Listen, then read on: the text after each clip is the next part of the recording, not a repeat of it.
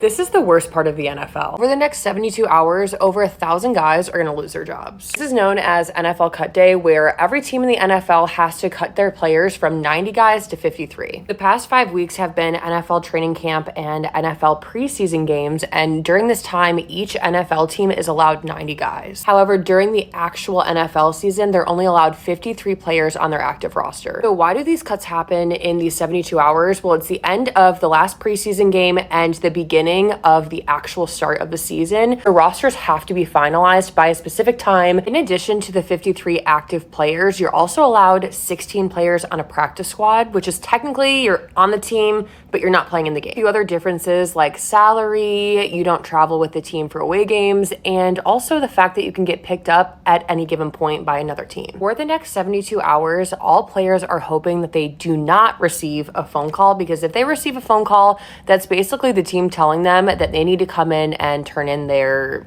iPad, their notes, all that stuff. The team wants to bring you back on practice squad. They have to wait 24 hours before they can bring you back, which allows other NFL teams to pick you up. After 24 hours, if the team wants you back on practice squad, you are then allowed to go back on practice squad, or you can make the decision as a player to sign to a different practice squad if you're invited to do so.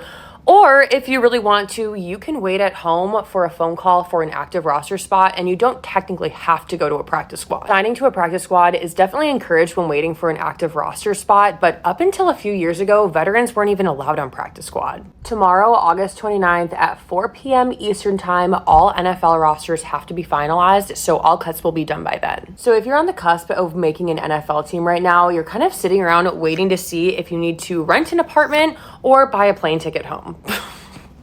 That's really harsh.